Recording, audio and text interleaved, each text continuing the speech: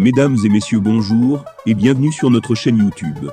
L'information en Afrique et dans le monde en continu. Ici, nous n'avons qu'un seul objectif, c'est de vous informer autant que possible sur l'actualité, la politique, l'économie et bien d'autres. Alors si vous êtes nouveau, abonnez-vous et activez aussi la cloche de notification pour ne rien manquer des informations à venir.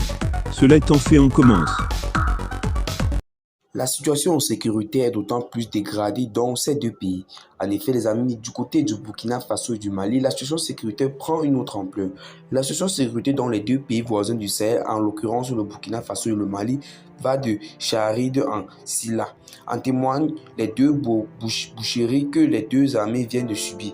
Alors que les forces armées maliennes et FAMA pleurent 42 compagnons d'armes tombés le dimanche 7 août dernier à Tessi, dans la zone dite des trois frontières, les forces de défense et de sécurité du Burkina déplorent la disparition tragique de 9 ou de 15 de leurs confrères. Suite à cet incident de mine sur ce qui désormais constitue la route de l'enfer au pays des hommes intègres, l'axe Bozanga-Djibo, ces massacres qui sont devenus le lot quotidien des unités combattantes des deux pays ne sont cependant que la partie visible de l'iceberg terroriste qui se rapproche dangereusement des différentes capitales Ouagadougou et Bamako, sans que rien ne semble arrêter la déferlance.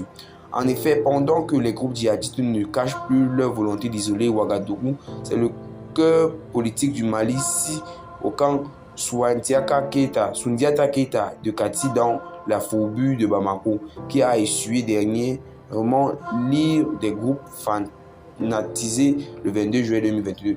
Ceux qui ont accueilli dans l'euphorie les coups d'état militaires commencent à douter de l'armée comme solution à la crise sécuritaire. Et alors que les populations vivent ou redoutent l'apocalypse, le discours des autorités militaires dans les deux pays s'inscrit quasiment dans le déni. Des deux côtés, l'on claironne à la trompette militaire à qui veut les entendre que l'armée monte en puissance sans que cela ne soit véritablement perceptible sur le terrain. Même ceux qui ont accueilli dans l'euphorie les coups d'état militaires dans les deux pays commencent à douter de l'armée comme solution à la crise sécuritaire, surtout que l'État du Niger qui montre un meilleur état sécuritaire n'est pas dirigé par un leader. Et en réalité, l'échec des militaires face aux désastres sécuritaires ne révèle pas d'un bon sort maléfique lancé par les adeptes de la démocratie. Il s'explique fort logiquement. En effet, les bonnes stratégies militaires issues des prestigieuses écoles de guerre sont évasées dans les micmacs politiques dans les capitales, laissant les théâtres d'opérations militaires aux acteurs les moins bien préparés à la guerre.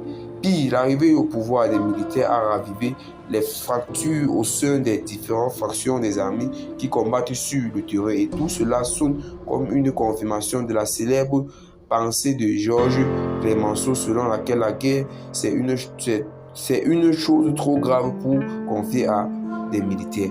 En attendant de tirer toutes les leçons de ces intermèdes militaires, l'on ne peut que mourir des regrets de voir des armées dans des nations souveraines balbutier leur art de la guerre en se cachant derrière la Libye éculée de la guerre asymétrique qui impose des hordes de bergers et des paysans armés sans véritable formation militaire. Et bien les amis, c'est tout pour cette note d'information. Abonnez-vous à la chaîne si ce n'est pas encore fait. Partagez la vidéo à vos amis, ce live sont vraiment intéressants. Et à plus pour de nouvelles vidéos.